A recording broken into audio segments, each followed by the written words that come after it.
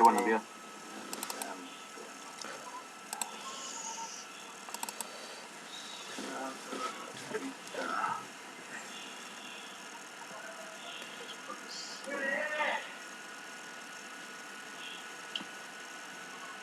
Ahí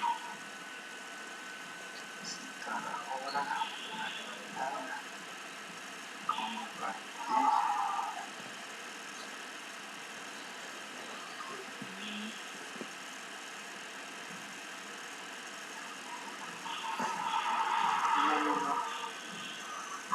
Ahí aparece.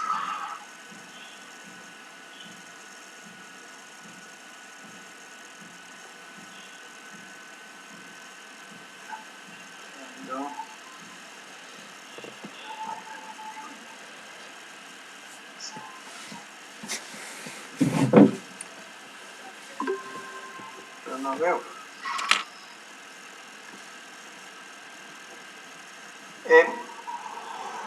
Se está presentando el manual del Acuerdo de Cartagena, ¿sí se ve? Sí, que sí se ve. Ya, pero yo soy el que no veo. Ya, ahí. Bien. Pescamos un poquito porque las letras no. Pescamos del 100 al 100% y pescamos de esto.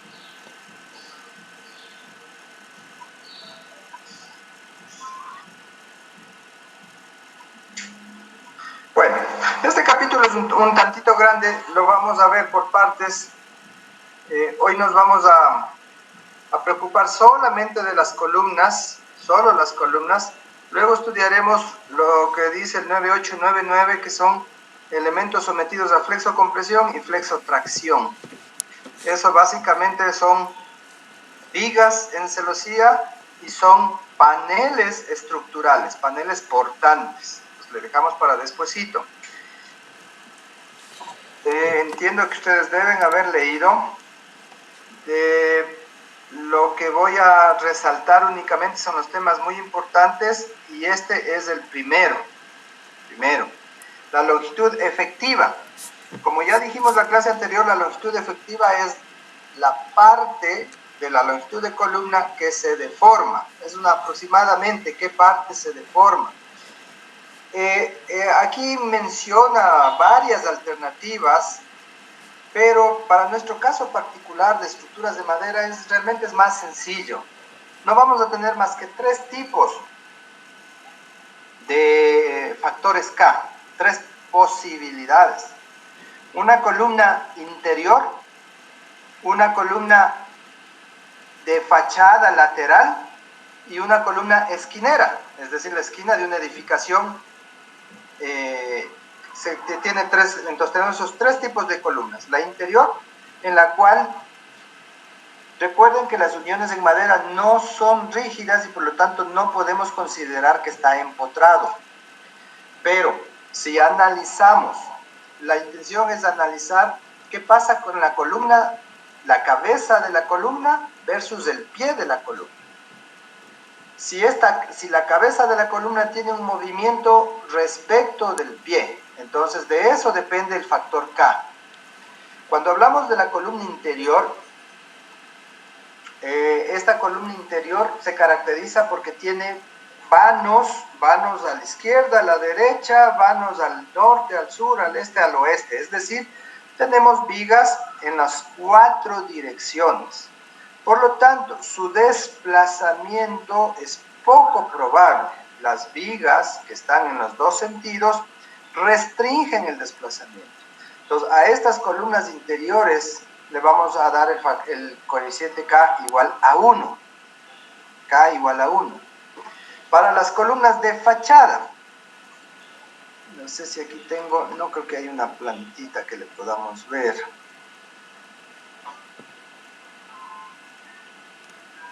No está aquí. Más adelante está de gana, voy a perder más tiempo. Ubíquense ustedes en el aula de clase. Las columnas que están hacia la ventana o en la parte de la ventana, esa es una fachada. Entonces las columnas de fachada tienen vigas las dos direcciones, hablemos norte-sur, en el eje de la ventana.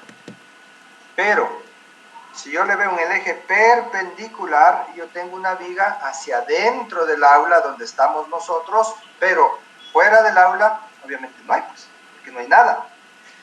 Entonces, estas columnas de fachada tienen un desplazamiento parcial, un desplazamiento en un sentido sí, pero no en el otro. Entonces, estas columnas tienen un factor K igual a 1.2. Y las columnas más críticas, que son las esquineras, ¿por qué son críticas? Porque tengo viga en un sentido, viga en otro, en un sentido que sería longitudinal, el de la fachada, el de la ventana. Tengo viga en el otro sentido, que sería la pared donde está el pizarrón, pero hacia afuera no tengo viga ni en X ni en Y, ni en este-oeste ni en norte-sur. Entonces, en la cabeza de esta columna se puede desplazar en los dos sentidos. No tiene restricción, mayor restricción, ni en X ni en Y. Para esta columna el coeficiente K sería 1.5. 1.5. Entonces, así de fácil le manejamos, porque si nos vamos a la tabla, en realidad es un poco más. No es tan explícita, porque nos dice cómo se mueve arriba, si abajo es empotrado, si abajo controlo el desplazamiento. Nosotros sabemos que no hay tal empotramiento exacto. Puede hablarse de un parcial empotramiento dependiendo de cómo está hecho la unión, dependiendo si yo tengo platinas o placas en las cuatro caras. Entonces, eso es un poco relativo. Entonces, nos manejamos fácilmente: columna interior K igual 1, columna de fachada K igual 1.2, columna esquinera, porque es la que más se mueve, K igual 1.5. Dicho eso, tenemos ahorita una columna rectangular. Una columna rectangular tiene dos esbelteces. A ver, preguntémosle a María José. María José, ¿cómo calculábamos la esbeltez? En general de cualquier sección, de cualquier barra, sea de hormigón, sea de metal.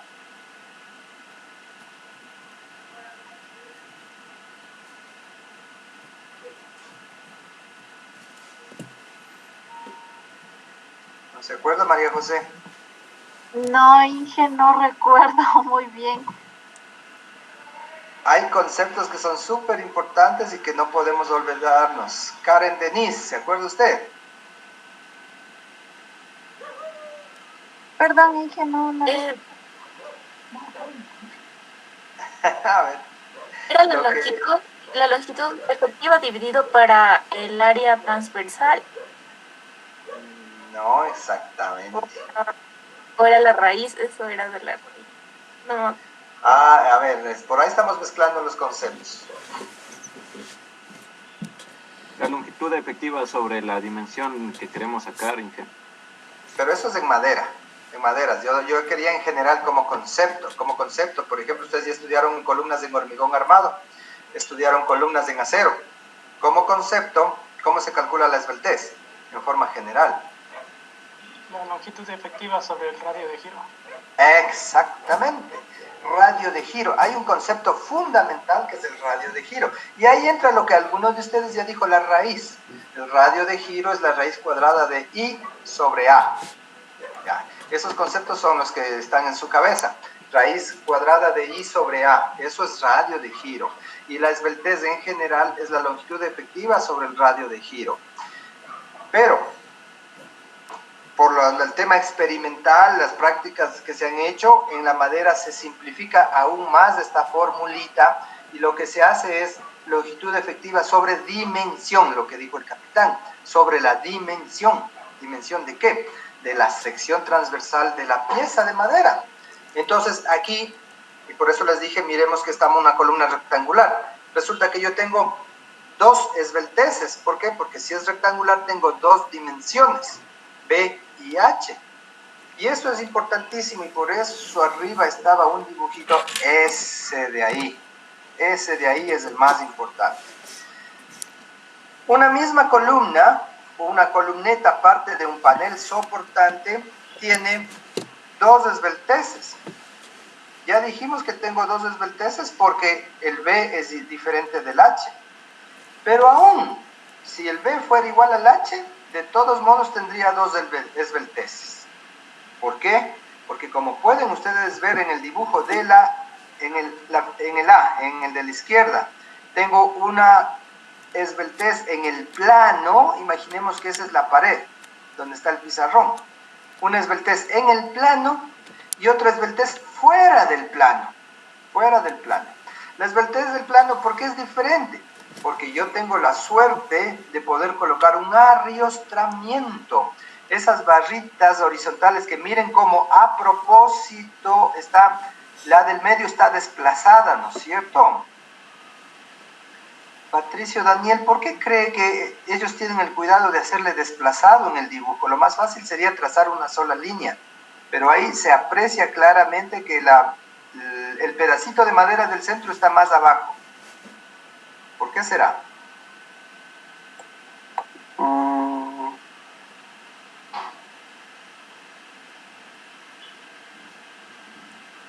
Sería por el efecto que está provocando la columna sobre esa parte de la mitad. No es tan complicado como eso, hijo. No es tan complicado como eso. A ver, a alguien que se le ocurra, realmente no es un tema complicado de cálculo de números. Quizá constructivamente. Claro, constructivamente, ¿qué? ¿Para qué? Por el anclaje mismo de esas riestras, dije. Para poder colocar los clavos, ¿no? Para poder clavar o atornillar, ¿sí? Al hacerle desplazado yo puedo poner el clavo a 180 grados, ¿no? 180 grados, un clavo horizontal. Si yo hiciera todos de una misma línea, yo tendría el problema de colocar los clavos a 45 grados, los clavos o los tirafondos. Entonces, con el consiguiente problema de que a veces, si no le mido bien, si no le ubico bien, no puedo estar ajustando bien la pieza porque le puedo estar... no quiero usar palabras medias que se puedan malintencionar. O sea, no me agarraría bien la riostra respecto de la columna, le cogería solo una partecita.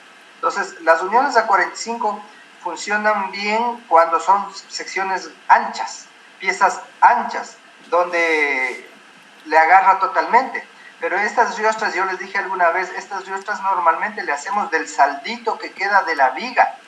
Recuerden que yo decía en algunos ejercicios la viga de 7x3 es excesiva y capaz que yo solo le pongo 7x9, ¿no es cierto? Me queda un retacito de, qué sé yo, de 3,5. Y entonces aquí es donde entran esos retacitos. Entonces, en estos retacitos, como es poco el espesor, colocar un tornillo, un tirafondo, un clavo a 45 grados, puede que no me agarre bien, puede que no le coja bien o que le astille a la pieza o definitivamente que quede medio en el aire. Entonces, por eso, para asegurarme que funcione bien el anclaje que mencionó alguien, es que le hacemos desplazado para que entre totalmente el tornillo en los dos elementos. Entonces, como casi siempre estos tableros están recubiertos, porque por arquitectura, por estética, los recubrimos con un tablero, sea estructural o no estructural. Entonces, no me preocupo mucho que no se vea una línea perfecta. Entonces, esa es la razón. Pero, ¿cuál es el efecto de esta riostra horizontal? Edison, Oscar. ¿Cuál es el efecto de ponerle a propósito este desfase? Ya dijimos, colocarle bien clavado. ¿Y qué hace esa riostra ahí ubicado ya no exactamente en la mitad? Poquito arriba, poquito abajo, eso es lo de menos. Que en el momento de un sismo tenga estabilidad entre las columnas.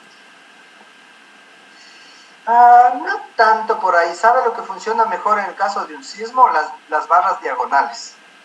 Vamos a ver después en el tercer parcial, y está aquí en este libro, en el capítulo 10, donde en estos tableros, cuando estos tableros son un tanto débiles, recomiendan colocar barras diagonales, pero barras diagonales que me tomen por fuera, que abarquen en lo posible todo el panel o al menos la mitad del panel. Esas son las que trabajan para sismo. El objetivo de esta no es para sismo. Como usted puede ver en el dibujo de la izquierda, ahí nos dan a entender algo. ¿Qué nos están dando a entender? ¿Qué quieren decir con eso? Para disminuir la longitud efectiva. Correcto. Para disminuir la longitud de pandeo. Pandeo, recuerden, una barra con carga compresión pandea. Y la esbeltez es una medida del pandeo. ¿Sí? Entonces el pandeo es un fenómeno, es una deformación similar en forma a la flexión, en forma, más del objetivo, más del origen, y la fórmula de calcular es diferente, pero gráficamente, visualmente, es muy similar al fenómeno de flexión. Entonces, lo que estamos es rompiendo la luz de pandeo. Entonces, en el plano yo sí puedo poner una riostra, dos riostras y hasta más en paredes muy altas. ¿Sí? ¿Y eso qué beneficio tiene? Que rompo la luz de pandeo. Si la altura inicial de la columna, donde dice longitud efectiva a la derecha, es 240, digamos que es 240, en el plano, dentro del plano, la riostra le divide a la mitad. La luz efectiva ya es 1,20. Con lo cual, la esbeltez en los dos planos obligatoriamente es diferente, aun cuando la sección de la columna fuese cuadrada. Si es rectangular, de cajón es diferente, pero si la sección es cuadrada, podrían ser iguales si no hubiera el arriostramiento. Pero como por lo general necesitamos el arriostramiento, automáticamente nosotros debemos pensar en dos esbelteces: esbeltez en el plano, esbeltez fuera del plano, ¿ya? Entonces eso es importantísimo. Y si ustedes observan el dibujo con detenimiento, la esbeltez o la longitud efectiva se considera la luz libre. Entonces nosotros le estamos rebajando a la mitad. Y cuando hablamos de luz libre, a pesar de que en el dibujo no lo da a entender, pero está escrito en alguna partecita de ese texto, la luz libre, como dice su palabra, es libre. ¿Qué quiere decir libre? Entre elementos horizontales, entre soleras. Cuando hacemos estos paneles portantes, a la viga inferior se llama solera inferior, y a la viga superior, que cierra el panel, se llama solera superior. Y el elemento horizontal no es una solera intermedia, sino una riostra. ¿Por qué ese nombre? ¿Por qué esta diferencia? Porque la solera, de todos modos, es una viga importante, una viga completa, mientras que la riostra es un retacito. ¿Y por qué es un retacito? Porque su única función es romper la luz. Realmente no va a tomar carga, no va a resistir ningún tipo de carga. A menos que eso se ve en las casas de campo, a menos que no le recubramos al panel, le recubramos solo un lado y en el otro lado pues se aprovecha para poner objetos. Pero normalmente estos objetos no son mayormente pesados, ¿no? Entonces difícilmente un objeto que se ponga ahí le causará problemas, salvo que realmente sea muy pesado.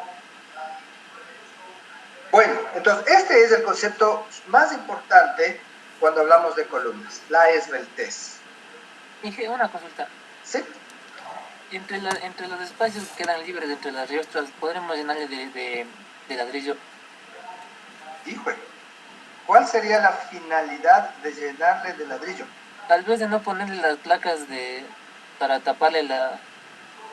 O sea, que la pared para no gastar en el tablero.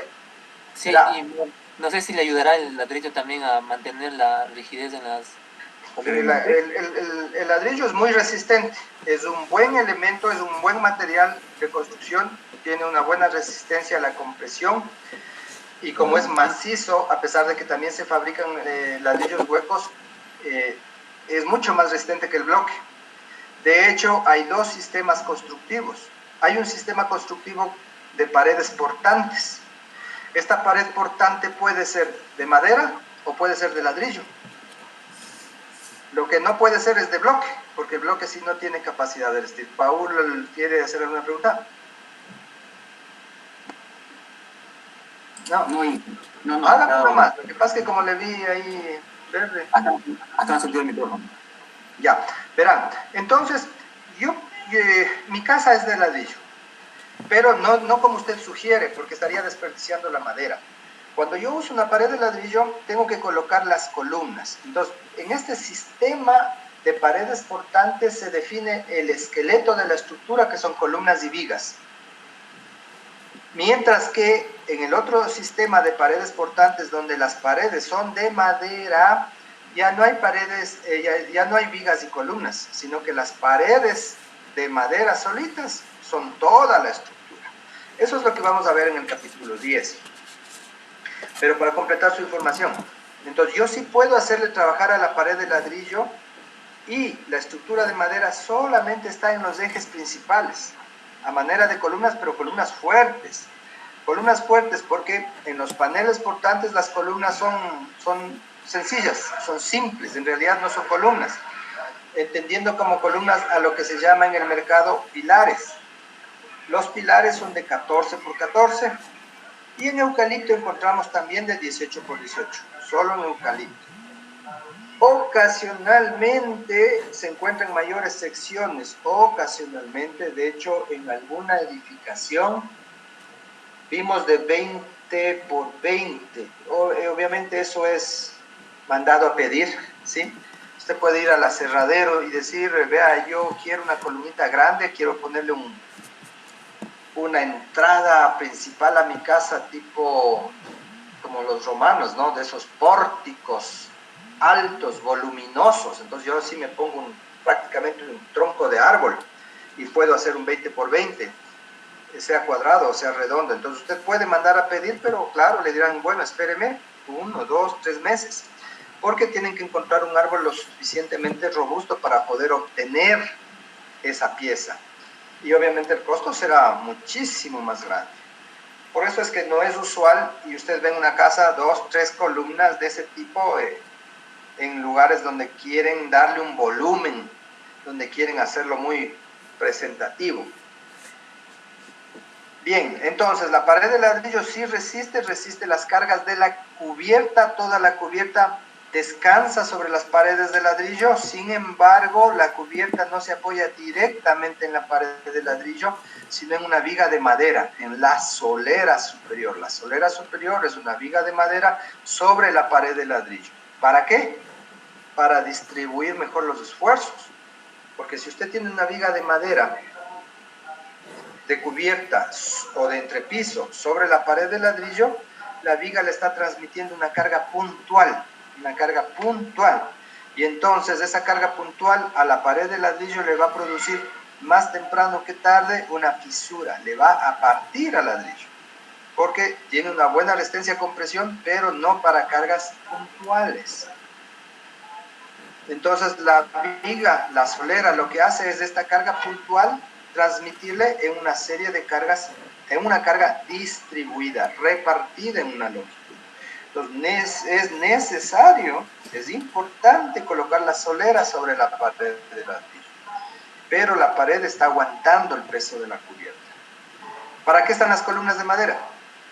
Para que absorba la acción sísmica. Ahí sí es para el sismo, porque la madera se mueve tranquilamente, la pared de ladrillo es rígida, viene el sismo por debajo, por el suelo, y entonces la columna se desplaza. Normalmente entre la unión de la columna de madera y la pared de ladrillo se coloca mortero, y además del mortero se coloca una masilla hecha con acerrín y pega blanca. ¿Para qué? Para sellar los poros. Porque el mortero, con el paso del tiempo y rápidamente, se retrae, se va la humedad del mortero, del agua de amasado, y empieza a retraerse y quedan poros. Y a veces no son poros, a veces son grietas. Entonces, estas grietas, estos poros se rellenan con esta masilla un tanto rústica, puede también ser fina, pero un poco más elaborada, se hace con acerrín y goma. Entonces, la ventaja de esta masilla es que le permite que la columna de madera se mueva sin pegarse contra la pared de ladrillo. Entonces, es súper beneficiosa y el esqueleto de madera trabaja exclusivamente para disipar la energía del sismo. Eso es lo bueno. Estas estructuras se mueven muchísimo, suenan un montón, la madera suena bastante en un sismo, pero de eso no pasa, no pasa. Entonces, no hay una fisura, no hay un cuarteamiento, puede ser el sismo alto y realmente no les afecta mayormente. En el sismo del 16 de abril, del 16, yo estaba en la sala, mi hijo estaba en el estudio y de pronto llegó y se movió un montón, sonó durísimo. Claro, yo sí dije, esto es un terremoto en alguna parte. Poquito después supimos que era en Manabí, pero la casa está ahí, está perfecto. Entonces, la madera disipa la acción sísmica con ruido, con ruido. Esa es una de las características de la madera. Y también con calor, porque al moverse genera calor también. Bueno, eso respecto del sismo. Vamos a ver en el capítulo 10 cómo comprobamos que estas paredes de madera o que esta cantidad de madera que he puesto yo en la casa es suficiente, porque a lo mejor es muy poco para la intensidad del sismo. Pues eso veremos despuesito, en el tercer parcial. Una pregunta. Sí. Para la luz efectiva, para la longitud efectiva nos dijo que usamos la luz libre, ¿no? Distancia libre. Eso sería restándole las vigas, ¿no es cierto? Correctísimo. Por eso es que yo, sí, creo que les dije, en el gráfico de la izquierda la longitud efectiva no es la mitad de la longitud efectiva del de la derecha. No es exactamente la mitad. ¿Por qué? Por lo que usted acaba de decir. Yo tengo que restarle el espesor de la riostra. Cierto que es pequeñita, 3,5, 4, 3 centímetros, pero hay que restarle. Eso le da unos pocos centímetros menos que la mitad. Entonces, eso está escrito, a pesar de que el gráfico tal vez no se ve tan bien, pero es distancia libre entre soleras o entre solera y riostra. Eso es importante que considere. Inge, otra consulta. Claro. En todo el documento nombra repetitivamente al pie derecho, pero no me imagino cuál es el pie derecho, no sé si me pueden explicar. Yo les decía, este libro es buenazo, pero a veces la terminología es la que se usa en los 5 países del área andina. Y a pesar de que somos 5 países que estamos en una zona relativamente pequeña, pues el lenguaje es diferente, ¿no? En Colombia y en Perú, pues hay términos que son muy diferentes y algunos quizás no entendemos y después de algún tiempo que conocemos y vemos nos damos cuenta de qué están hablando. En realidad el pie derecho es un nombre técnico si quieren, pero es la columna. Es la columneta, más bien dicho, lo que yo le llamo columneta. La columna es el pilar, en nuestro medio le llamamos pilar y esa es la columna cuadrada de 14 por 14. Mientras que el pie derecho es un elemento de este panel, sea el de la izquierda, sea el de la derecha, que es el mismo. Entonces, ¿por qué se llaman pie derechos? Porque en realidad es una viga de 7 por 13, o a lo mejor, si la altura no es tan grande, con 7 por 9 es suficiente. ¿Ya? Ese es el pie derecho. Cada una de estas pequeñas columnas, que yo les llamo columneta para diferenciar de la columna propiamente dicha. Nosotros ahora vamos a diseñar columnas, pilares, ¿ya? Pilares. Cuando vayamos despuesito a las paredes portantes, ahí vamos a hablar de los pies derechos, sino que como a mí no me gusta ese nombre pie derecho, yo le llamo columneta, porque así se le conoce en el medio, ¿no? En nuestro medio. Entonces, siempre que vean pie derecho, pónganse en la cabeza es columna, tan simple como ese, ¿no? Ya, bien está. Cualquier duda que tengan, pues pregúntenme nomás. Bueno, entonces, una vez que está claro qué es la esbeltez, cómo calculo la esbeltez, y además que necesariamente tengo dos esbelteces, vengo a la siguiente parte. Ahora sí, ya vamos a nuestras columnas. Vamos a hablar de un sistema de vigas columnas. Entonces, en función de la esbeltez, se clasifican las columnas. Yo en la otra clase creo que les dije, tenemos 3 tipos de columnas: cortas, intermedias y largas. Columna corta es aquella en la cual se desprecia el pandeo. No quiere decir que no haya pandeo, pero es tan pequeño. Recuerden que el pandeo es una función, una deformación que depende de la esbeltez. Si la esbeltez es pequeñita, el pandeo es pequeño. Entonces, cuando la esbeltez es menor que 10, se desprecia el pandeo. Se desprecia el efecto del pandeo. A ver, Jocelyn, ¿cuál es el efecto del pandeo en una columna?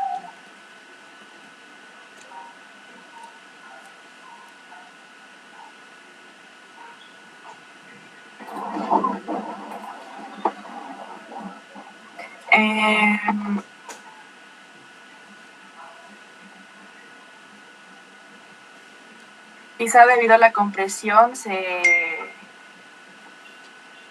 la columna tiende a flejar, o sea, a tener una pequeña deformación. Correcto, eso es el pandeo, una pequeña deformación parecida a la flexión, de origen diferente pero parecida. Pero ya hablando de resistencia, ¿qué le produce a la columna el pandeo? Hablando de resistencia. Y que tal vez una inestabilidad transversal. Bueno, la inestabilidad se da cuando la esbeltez es demasiado grande. O sea, como ven acá, más adelantito, hay un límite que es 50. Si la esbeltez es mayor que 50, se puede producir inestabilidad. Inestabilidad quiere decir que la columna no puede mantener la verticalidad. Y con cualquier pequeña acción pierde la verticalidad. Entonces, o pierde la capacidad de mantenerse vertical. Si la columna está expuesta a cargas verticales, Jefferson Hernán, ¿cuál es el fenómeno en la columna bajo la acción de cargas verticales? Va a haber un fenómeno como de inestabilidad elástica, se puede decir. Pero eso se debe a la esbeltez, cuando la esbeltez es demasiado grande. En general, ¿qué le produce una carga vertical a una columna? Fue como una deformación así, en curvatura. Sí, si la esbeltez es grande, la columna pandea tanto que es evidente y que hasta podemos apreciar la deformación. Pero hablando de resistencia, no de deformación, ¿qué le produce una carga vertical a la columna? El aplastamiento. Bien, aplastamiento, compresión en general. Está bien, Paul Alberto. Compresión. El aplastamiento es compresión purita. Aplastamiento es compresión pura. Entonces, si la esbeltez es menor que 10, el pandeo es tan pequeñito que le desprecio y por lo tanto se produce compresión pura. Pero entonces, a este esfuerzo de compresión, ¿cuál es el resultado del pandeo en el esfuerzo de compresión, William David?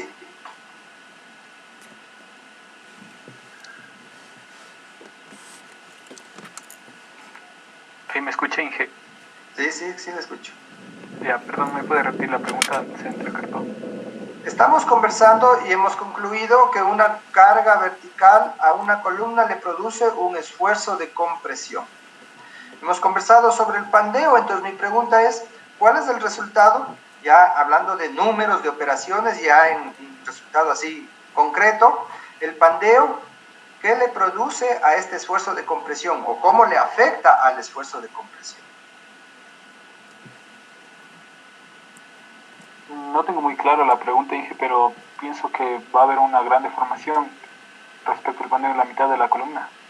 Claro, pero nosotros desde la primera clase hablamos que hay dos fenómenos, deformación y resistencia. Entonces, si yo digo, dejemos un ladito la deformación, ya hemos conversado bastante, el pandeo es una deformación parecida a la flexión, pero de origen diferente y con fórmulas diferentes. Entonces, dejemos un ladito la deformación, hablemos de resistencia. Concluimos que la resistencia, que el fenómeno que se produce es compresión. Entonces, yo tengo resistencia a flexión, resistencia a corte, resistencia a compresión, resistencia a tracción. Entonces ya, está claro que el fenómeno que se produce es compresión. Entonces, ¿yo por qué me preocupo del pandeo? Hablando de resistencia, no de deformación, ¿por qué me preocupo del pandeo en mi columna? ¿Qué le va a pasar a mi columna debido al pandeo? Va a disminuir esa resistencia y por lo que va a fallar. Correcto, exacto. Ese es el resultado del pandeo. La capacidad de resistir compresión de la columna se ve reducida, se ve afectada. Si el esfuerzo admisible a compresión del eucalipto es 80 kilos por centímetro cuadrado, entonces si yo tengo una esbeltez de 15, ya no resiste los 80.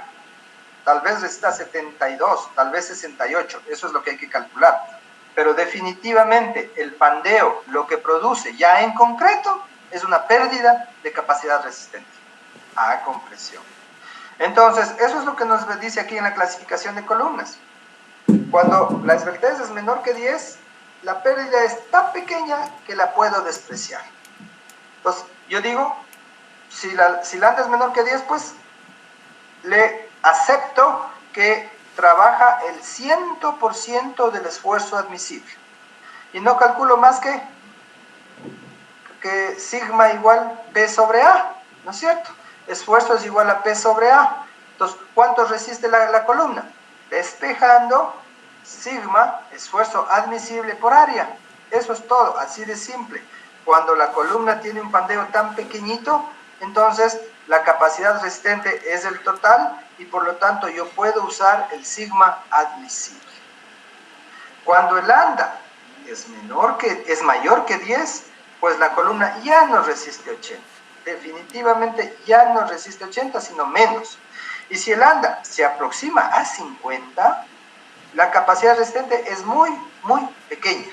Muy pequeña. De hecho, si pasa de 50, la capacidad resistente es tan pequeñita que nos dice, vean, mejor no la considere. Esa columna cuya esbeltez es mayor a 50 no la puede utilizar porque se va a volver inestable bajo una carga por más pequeña que sea. ¿Ya? Entonces, de eso se trata y por eso hay la clasificación en 3 columnas. Corta, no pandea, entonces el 100% de la capacidad admisible. Intermedia, pandea, su pandeo no es exageradamente alto, por lo tanto hay una pérdida de resistencia, pero no es mayor. Obviamente hay que calcularla y ya nos van a indicar cómo calculamos. Esta columna intermedia está entre 10 y un parámetro que se llama C sub K. El C sub K no es más que una relación de la carga crítica de Euler. Ustedes encuentran bien explicado en la parte de comentarios qué es este C sub K. Aquí está la fórmula, cómo la calculamos, está aquí escrita, depende, como ven ustedes, únicamente, a ver, no lo puedo, bueno, C sub K igual 0,7025 raíz de E sobre FC.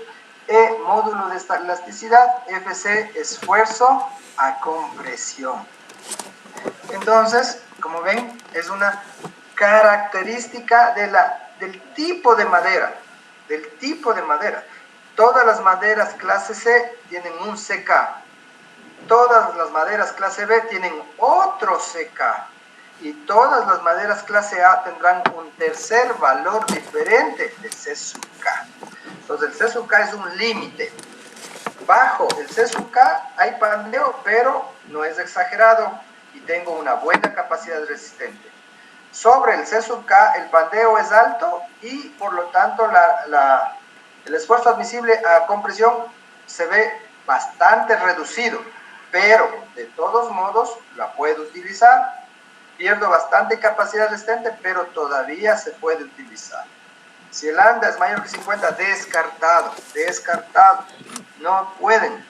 Si alguno de ustedes hace eso, me olvidé de decirles en los deberes, en los trabajos, en los exámenes, pues eso es una falta grave, gravísima. Ahorita, porque no me voy a olvidar, recuerden que deben hacer los deberes. Ya les voy a poner una hojita de detalle, pero ya recuerden que en el artículo anterior de sección compuesta había un ejercicio propuesto. Ese es parte de los deberes. Ahora que vamos a ver las columnas, vamos a mandar otro ejercicio y seguramente luego veremos otro. Entonces ya pónganse a hacer, vayan preparando, porque En mi cabeza creo que tengo que es el 26 que deben presentar los deberes. No estoy seguro, pero me parece que es de esa. Ya les voy a indicar exactamente. Bien, entonces, de lo que se trata ahora es, si yo ya tengo claro que mi columna puede ser cualquiera de las tres, más bien dicho, el primer paso va a ser determinar qué tipo de columna es la columna de mi proyecto. Yo tengo un proyecto arquitectónico, ya lo vamos a ver. Entonces, primer paso, determinar qué tipo de columna, corta, intermedia o larga. Simple. Dependiendo de cuál de las tres es, viene cómo calculo el esfuerzo admisible. Miren, aquí está. Bueno, el esfuerzo admisible está en la tabla, ustedes ya tienen esa tablita. Y aquí vienen las columnas intermedias y las columnas largas. ¿Por qué no aparece la columna corta? 971. Ah, ya sé. Creo que debo moverme. Estoy yo. Acá debe estar.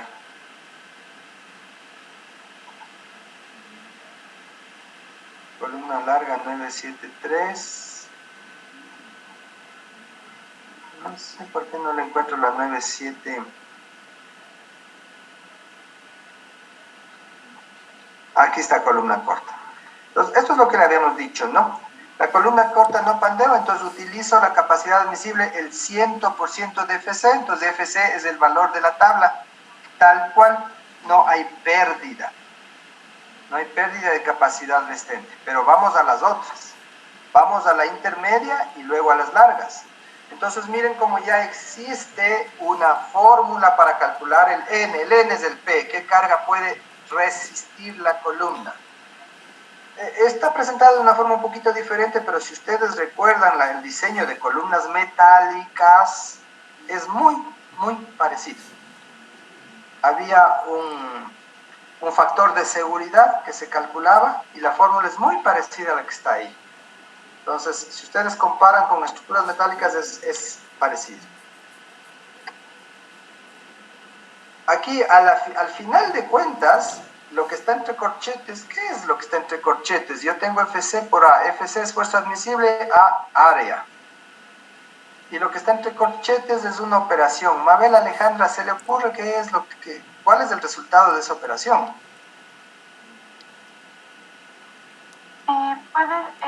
Puede ser en referencia a donde se vaya a producir la mayor deformación o donde se vaya a aplicar la mayor concentración del esfuerzo a lo largo de la columna. No es tan complejo como eso, no es tan complejo. Si usted analiza los valores que están en el corchete, aparece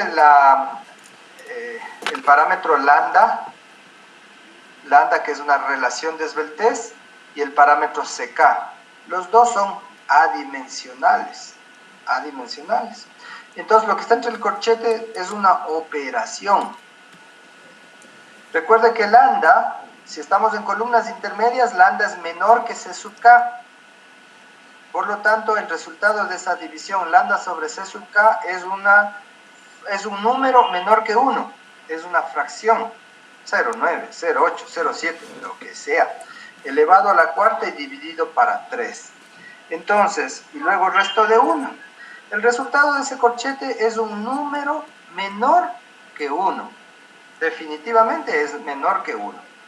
Entonces yo lo puedo tomar o lo puedo analizar como que el resultado de ese corchete es un porcentaje.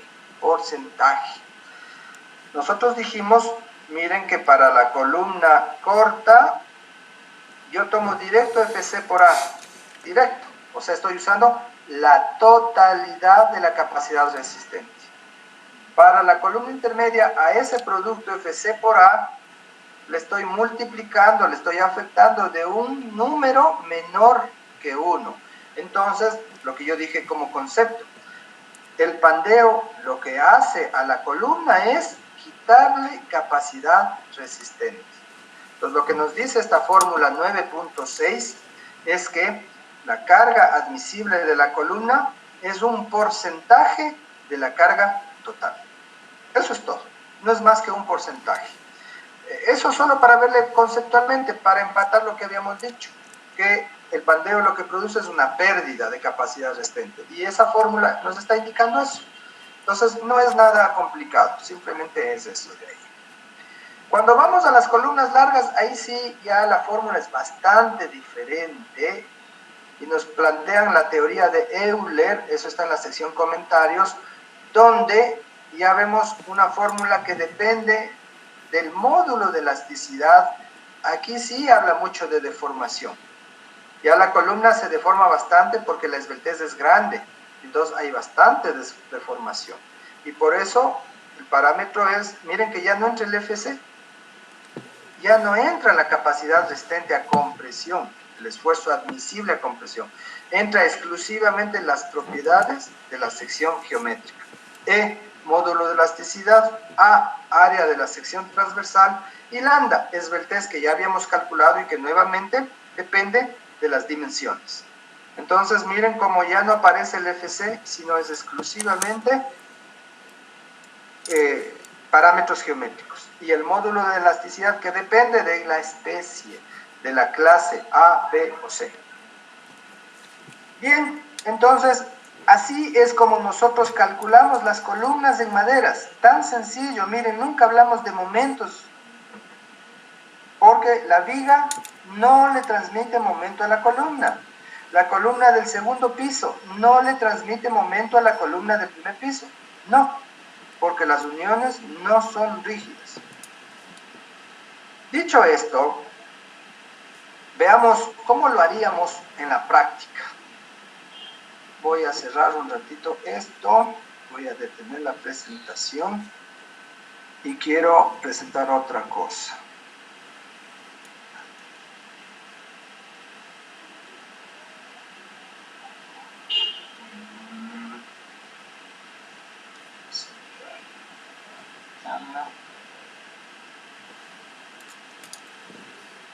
Ya, ahí estoy presentando un plano en AutoCAD de una estructura en madera, una casa bonita de un conjunto habitacional. No habitacional, de un conjunto, de una hostería en realidad, porque son varias de estas casas. Una hostería por Nono, por Nanegal, por ahí, por Nanegal más bien, Nanegalito, entre Nanegal y Nanegalito. Una estructura muy bonita, interesante, que va con el entorno, está hecho en una ladera, por eso la forma en que ven aquí. Sí están viendo, ¿no es cierto? Sí. Ya. Presten atención. Yo subí ayer este archivo. ¿Subí o no subí? No me dejaron subir. ¿Qué tontera que es eso? No me dejaron subir. Creo que tenía más de 5 megas, entonces tengo que subirles al WhatsApp. Les voy a subir al WhatsApp. Pasa? Es un poquito pesado el archivo porque ya van a ver, Sí. tiene dibujos en 3 dimensiones. Es un trabajo bien elaborado, hecho por un arquitecto. Yo no soy muy hábil para el AutoCAD, espero que alguno de ustedes sí sea porque está dibujado en 3D y eso es bien interesante. Vamos a trabajar un poco con este proyecto para lo que resta. Entonces, aquí está una planta, así es como nos mandan los planos normalmente. Nosotros tenemos que tener la capacidad de entender bien estos planos. Cuando yo era estudiante de ingeniería recibíamos una materia que se llamaba conceptos arquitectónicos y se trataba precisamente de establecer un lenguaje común entre la ingeniería y la arquitectura. Resulta que ahora les dan dibujo, pero lo que les enseñan es a dibujar en AutoCAD. Nada tiene que ver con arquitectura. Seguramente algo les mencionarán, pero de arquitectura tiene que hablarnos un arquitecto, pues no. Yo soy ingeniero y he revisado, y en 33 años habré revisado, no sé, 1000 planos por decir, pero de ninguna manera puedo decir que yo domino lo que es la arquitectura, para nada. Yo lo veo siempre cualquier plano desde mi punto de vista estructural, porque yo soy ingeniero estructural. Y algo he aprendido, pero la arquitectura tiene que enseñarnos un arquitecto y es fundamental para entender. Aquí hay un full líneas, pero cada línea tiene un significado y una importancia. Entonces, planteémonos rápidamente, luego vamos a ver en detalle una columna, yo hablaba de columna interior, aquí tenemos la columna 4B. B4 sería la columna interior, ¿no es cierto? Así está claro para todos eso. ¿Por qué es interior? Pues porque tiene continuidad en los dos sentidos, de horizontal y vertical, tiene continuidad. Los de deformación relativa pues, prácticamente no va a tener. Tal vez en un sismo se moverán unos milímetros, sí, pero normalmente estamos hablando del diseño para carga vertical. Porque ya dijimos que el sismo se disipa vía desplazamiento, vía calor, vía ruido. Veamos la columna B6, B5. Esa es una columna de fachada, donde la única opción de moverse es verticalmente. Horizontalmente no, porque tengo vigas, ¿no? Vigas hacia A y hacia C. Y tal vez alguien podría pensar que la columna A5 es una columna esquinera. Alguien podría pensar, pero no tanto es así, porque ya viendo el 3D, aquí quizá hay un pequeño error de dibujo, no nos dibujan una columna en este eje 5 y que no nos pone, el arquitecto no le pone eje, pero sí deberíamos, aquí debería haber un eje A0, por ejemplo, porque ahí vamos a necesitar, y de hecho en el 3D sí está la columnita. Entonces, esta columnita, o la columna, qué sé yo, 3A, o al otro lado, bueno, este tiene un eje de simetría, hablar la parte izquierda es idéntica a la derecha. Entonces, esa sería la columna esquinera, no la A5, sino la 5A' o 5Z o 5O, como quieran llamarlo. Voy a presentarles, aquí hay un trabajo interesante del autor de este proyecto, espero que se me proyecte. Ya, ahí cambió la lámina, ¿sí se ve? No sé si debo dejar... ¿No se ve? No. Creo que cuando cambio de lámina debo dejar de compartir y volver a presentar. Ya, entonces eso le voy a hacer. Vamos a dejar de compartir y volver a presentar.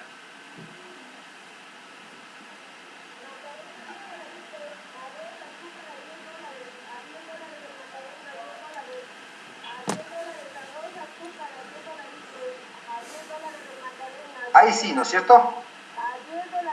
Sí, es la misma lámina, solo que el arquitecto para su mejor entendimiento realizó unos 3D que están muy bien elaborados, porque ya cuando les pase ustedes van a detallar, están cada una de las vigas, miren el pasamanos, está cada una de las columnas, está la cercha de cubierta, que esto quisiera, creo que les va a tocar diseñar en el deber.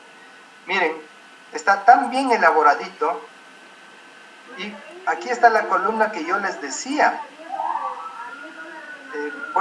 Creo que estábamos viendo desde el otro lado, más bien es esta columna que está totalmente a la izquierda. En el plano arquitectónico no se ve, pero necesariamente tengo que poner porque ese volado es bastante grande, y en madera pues no puedo tener volados muy grandes. Bien, entonces aquí puedo ver desde un punto de vista y desde el otro punto de vista.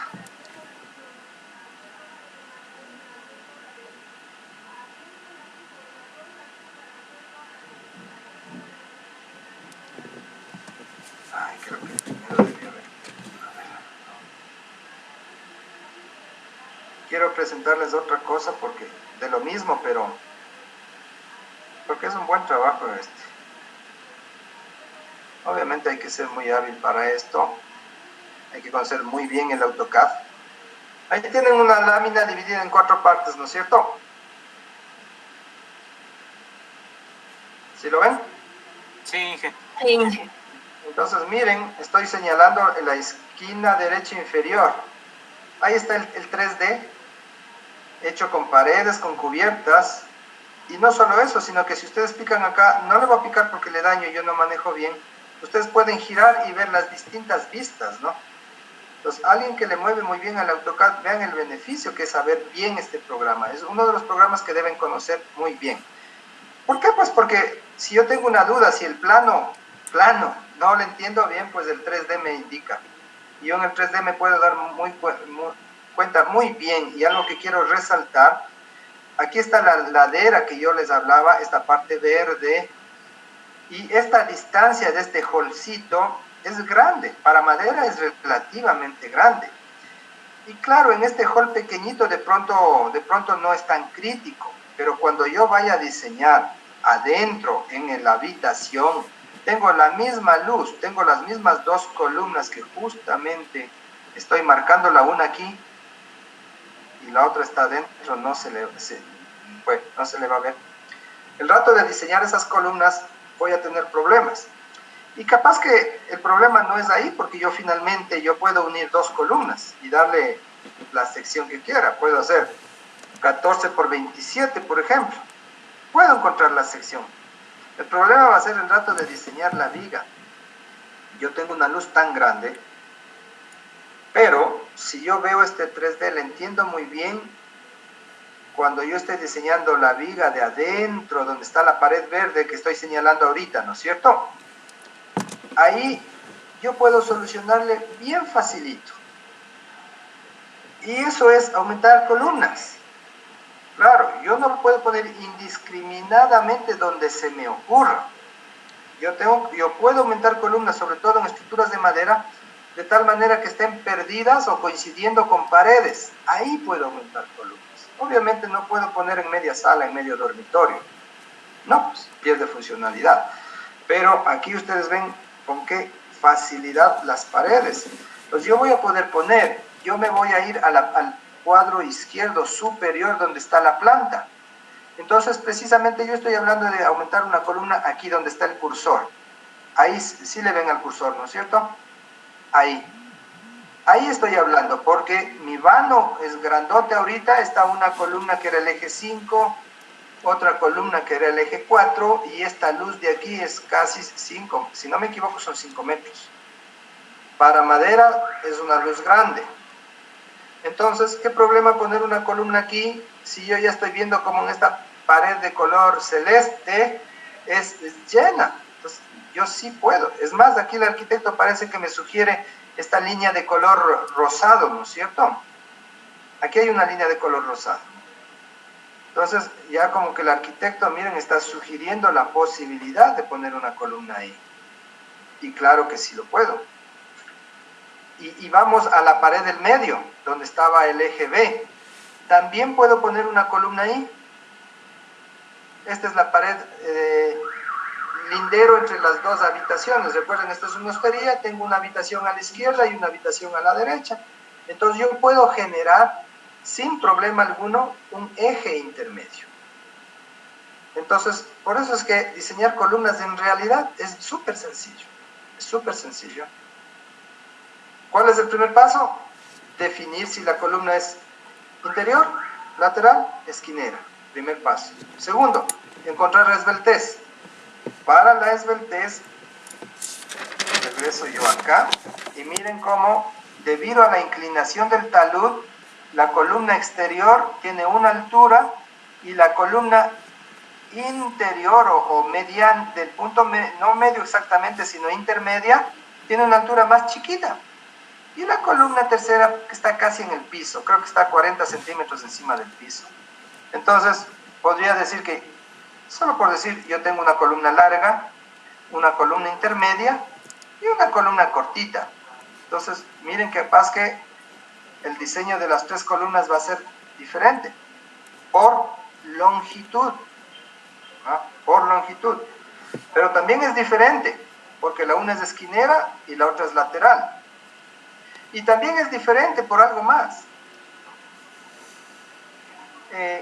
Camila, ¿cómo calculo la carga P que le toca a la columna? Los cooperantes que están actuando. Con el área cooperante. Chuta, Camila, dije. Perdón.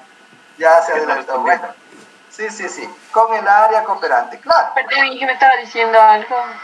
Es que no le está bien interpretado mi señal.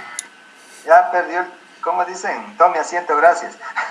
Ya perdió el turno, ya le ganaron. Sí, le estaba preguntando cómo calculamos la carga P, y eso es, como dijo su compañero, con el área cooperante. Entonces, por eso yo les decía, las columnas son diferentes, por muchas razones. Porque es interior, o porque es esquinera, o porque es lateral. Porque la esbeltez puede ser diferente. En este caso, por estar en una pendiente, pues la columna extrema de la fachada norte tiene una altura, la columna intermedia tiene una segunda altura, y la columna de atrás tiene una altura enana. Entonces, segunda razón por la que pueden ser diferentes. Y tercera razón, la carga cooperante, la carga P. Primera vez que hablamos de la carga P, ¿cómo calculo? Siempre decíamos, ¿qué le produce la carga P a la columna? Pandeo. ¿Qué produce el pandeo? Pérdida de capacidad. Ah, ya, pero ¿qué es P?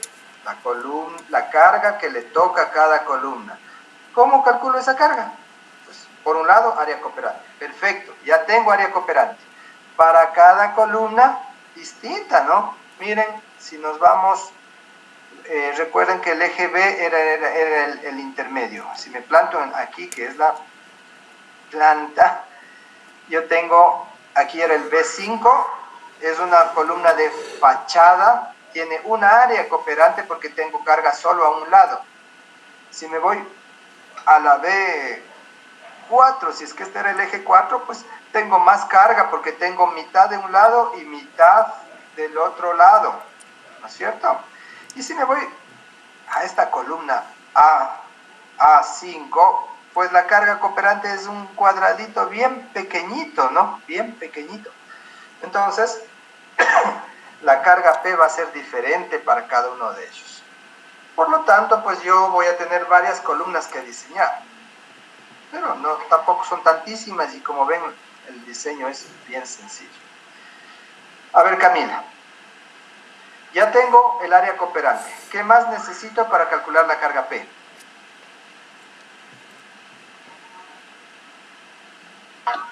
Perdón, ¿y qué puede repetirme, por favor? ¿Me dijo el ancho cooperante? Si ya tengo el área cooperante, ¿cómo encuentro la carga P? Para cada columna.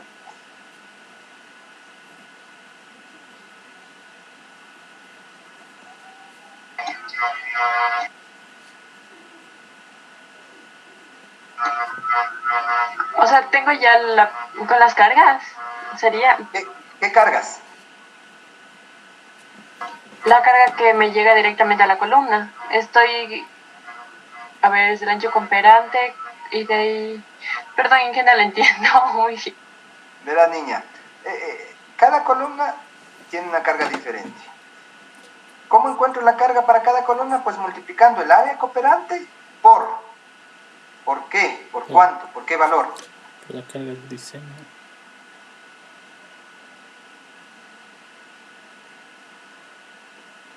Por la carga última, por la carga del A ver, Patricio Daniel.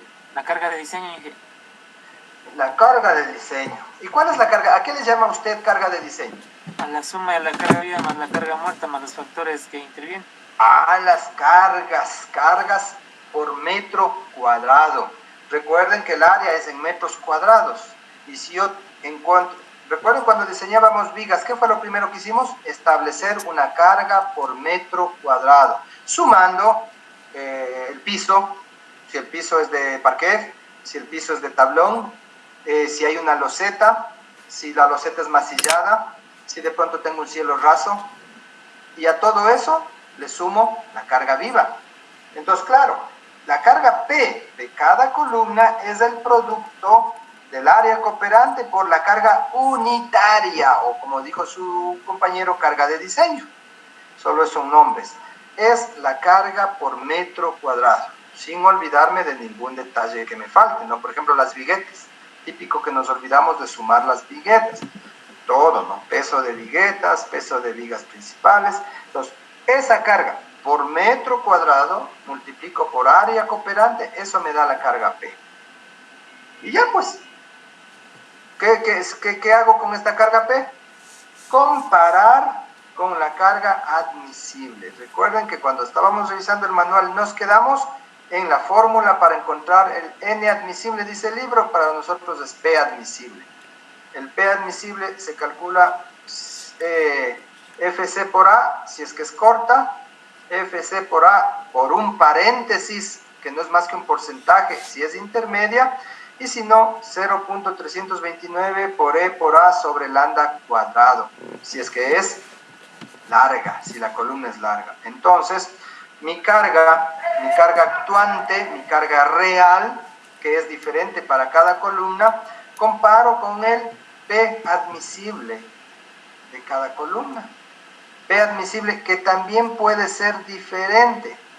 ¿Por qué? Porque la columna esquinera tiene un P admisible diferente a la columna interior, diferente a la columna de fachada. ¿Sí?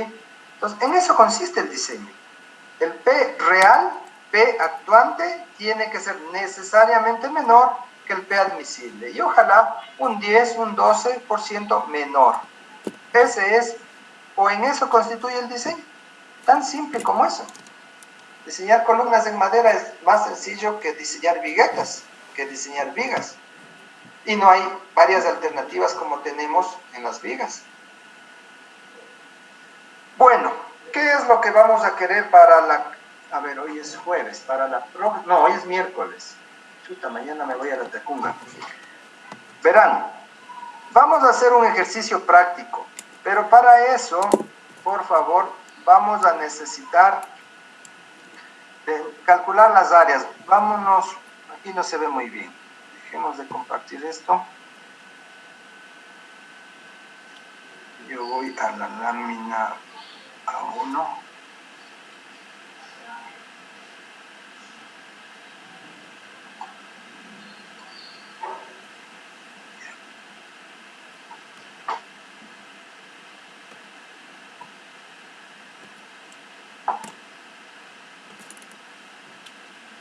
Ya.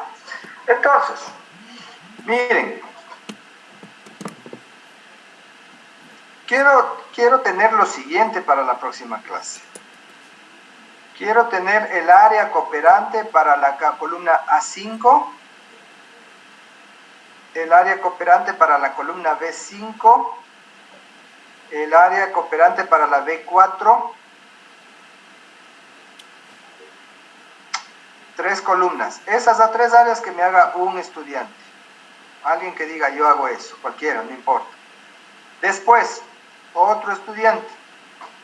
Quiero que, quizás no por problema de columnas, más bien el trato de diseñar la viga eje A entre 4 y 5, la viga eje B entre 4 y 5. Seguramente ahí vamos a tener problemas. Entonces, una de las formas de evitar o solucionar, porque evitar no, sino solucionar ese problema sería aumentar una columna, por ejemplo, a la mitad entre 4 y 5 en el eje B. Entonces quiero que otro estudiante calcule cuál sería el área cooperante si yo le pongo ahí. ¿Sí? Ahora, yo dije hace un ratito, puedo poner una columna a la mitad entre 4 y 5 en el eje A. Yo quisiera, a ver, María José, ¿le parece que sería correcto poner una columna a la mitad entre 4 y 5 en el eje A? Sí. ¿Segura? Segurísima. ¿Qué es eso que está dibujado en amarillo? Una ventana, dije, no, creo que dijo. Más que una ventana, es una mampara. ¿Cuál es la diferencia? Que la mampara es móvil. Si usted ve esta doble línea significa que es móvil, entonces es una puertita para salir al balcón. ¿Sí? Este es un balconcito, como esto es una ladera, abajo usted va a ver un montón de árboles, vegetación, seguramente aves, animales. Entonces es una salidita a este bonito balcón de aquí. Entonces, poner una puerta, una columna en la mitad, no puedo, imposible. Imposible. Pierdo la arquitectura, pierdo la funcionalidad que quiere el arquitecto. Entonces, ahí sí nos va a mandar al diablo, ¿no? Tiene razón. Entonces, como no puedo en la mitad, ¿qué haría? ¿Qué haría? A ver, veamos a alguien. Valentina, ¿qué haría usted para romper la luz? Porque la luz entre 4 y 5, miren, 5 10 para madera es crítico. Es crítico. Necesariamente necesitaría una viga en celosía o con pies de amigos. Pero siempre la solución más corta será aumentar columnas. Sin exagerar, pero siempre. Entonces, Valentina, ¿qué haría usted? Porque columna en la mitad no puedo. Le daño el ventanal o la mampara. Tal vez colocar la columna en el lado más largo de la ventana. Creo que la parte superior es más larga la luz. ¿El otro lado? Donde estoy marcando ahorita con el cursor, ¿no es cierto? Sí. Y si pongo ahí una, debería poner otrita acá, ¿verdad? Sí, para generar simetría. Perfecto. Esa es la solución en ese caso. Esa es. Recuerden, yo les dije, yo puedo aumentar columnas si no daño la parte arquitectónica. Y obviamente, como esta es una pared, es una ventana, es una pared abajo y luego una ventana. Entonces miren como remate de la ventana, necesariamente yo necesito un elemento de madera. Entonces, ya que ahí necesito una piecita de madera, mejor le pongo un pilar completito que venga desde abajo, desde el piso. Entonces, a esta viga de 5,10 le he dividido en 3 pedazos de 1,70. Y ahí sí, pues la viga ya no es ningún problema. Entonces, Valentina, por favor, ya que le tocó a usted calcule cuáles serían las áreas para el caso de que pongo estas dos columnas. ¿Ya? La idea es la próxima clase, ya teniendo las cargas, simplemente calcular los admisibles y ver cuál sería la sección apropiada. ¿Qué vamos a poner de cargas? Para que todos estemos de acuerdo. Como ustedes observan, esto es la naturaleza. Entonces aquí no van a poner una loseta de hormigón. Van a poner un conjunto de viguetas. Van a poner un enduelado encima. Y nada más. Una luz de instalaciones eléctricas, claro. Y nada más, porque esto es el campo. Y como estos son dormitorios, son habitaciones, la carga viva es 200.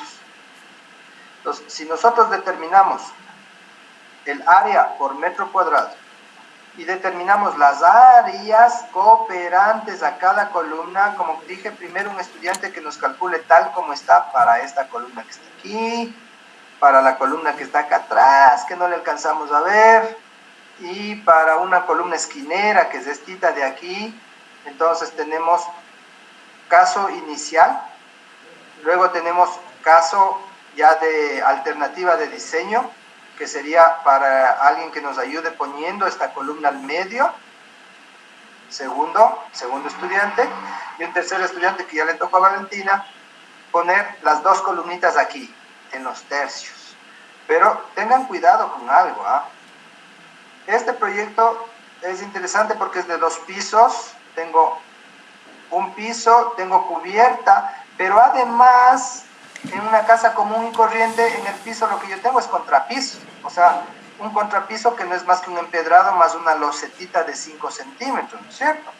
Pero en este caso no es contrapiso, es un piso de madera. ¿Por qué? Por el talud. La casita está sobre el talud, entonces una parte está en el suelo. Aquí puedo ver, a ver, déjenme ver. Aquí puedo ver, miren, aquí se ve. ¿Ya? Una partecita está en el suelo natural, que es la parte de los baños. Por aquí está la otra columna. Aquí estarían las columnas que le toca a Valentina. Miren, aquí una y aquí otra. ¿Sí? Y la que le toca al otro estudiante es al medio, pero adentro en el eje B es aquí. Entonces, por eso es que, dada que el talud, la pendiente del suelo natural, yo tengo primer piso, primer entrepiso, segundo entrepiso, y tengo cubierta inclinada, pero cubierta, ¿no? ¿Qué le vamos a poner ahí? Como es algo natural, pues vamos a ponerle teja tradicional, o a lo mejor, yo creo que teja tradicional. En las fincas de los campesinos del campo, de la costa, no ponen teja, ¿no? Le ponen fibra vegetal, ¿no es cierto? Le ponen un tejido vegetal. Pero como esto es una hostería, yo no sé si a los visitantes, a los clientes que se quedan, les guste eso. ¿Por qué? No sé si ustedes saben, algunos de ustedes tal vez tienen relación con el campo. Esta fibra vegetal atrae insectos, ¿no? Atrae insectos. Con el paso del tiempo se generan nidos de insectos, y claro, a los que somos de la ciudad no nos gusta tanto los insectos. Entonces, supongamos que es teja tradicional, para que haga un juego con el campo, porque una teja metálica se va a ver bien feo, ¿no? Ahí sí va a distorsionar totalmente. Entonces, si nos ponemos de acuerdo con estas cargas, yo creo que para la próxima clase del miércoles venidero, podemos diseñar las distintas alternativas de columnas. ¿Alguna pregunta?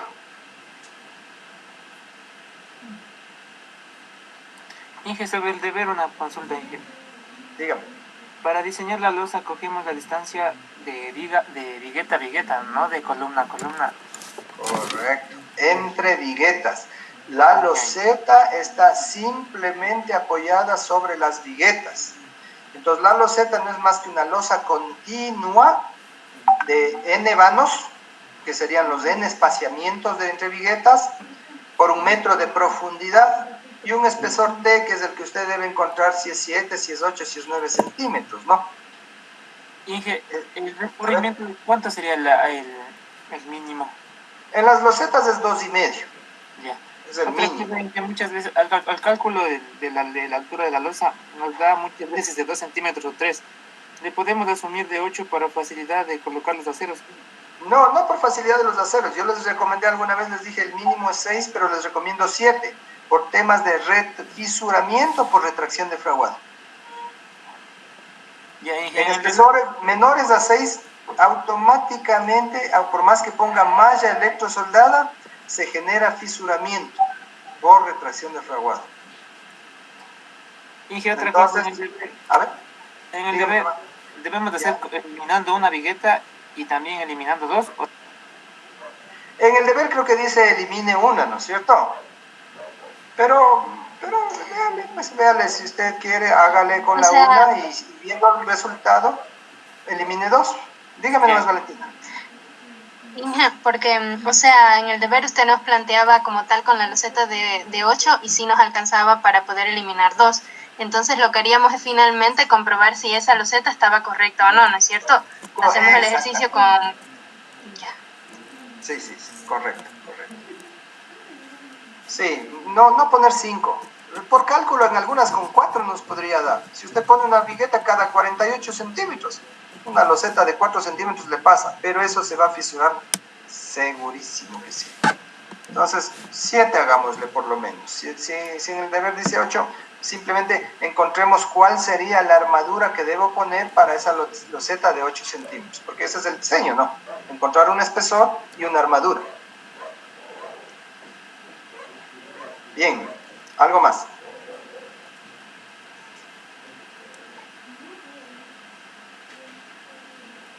Yo no sé, esto es simplemente opcional.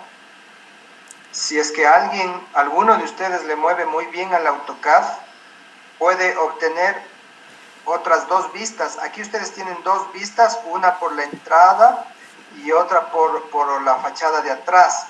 Si podemos tener una vista un poco, sería de girarle un poquito más para tener una mejor vista en los otros 2 costados, ¿no es cierto? En las otras 2 fachadas. Si alguno de ustedes le maneja bien al AutoCAD y aprovecha lo que está en la hoja Model, nos hace unas capturitas para compartirles a los estudiantes. Sería bueno, para que tengan completo y le puedan entender bien, a pesar de que está muy bien elaborado el proyecto, pero sí nos ayudaría mucho más. Si alguien es suficientemente hábil en eso, sin modificar nada, ¿no? Simplemente aprovechando el model donde yo sí puedo, donde alguien que sepa puede girar libremente la cantidad de grados que desee. Finalmente es controlar bien ese disco que hay arriba, sino que yo sí no soy para el AutoCAD. Soy muy rudimentario para el AutoCAD. Bien, ¿alguna otra pregunta?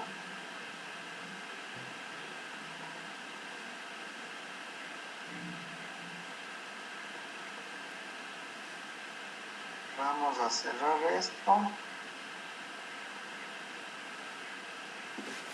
Bueno, si no hay preguntas, por favor, nos quedamos en eso, con esa tareita asignada, tareita voluntaria, pero que sí es importante que tengamos los datos para poder hacer algo productivo la próxima clase. Si no, nos tocaría seguir adelante. Bien, voy a detener la grabación y eso es todo por hoy. Muchas gracias. Gracias, Inge. A ustedes. Gracias, hasta luego. Gracias, Ligia. Hasta luego.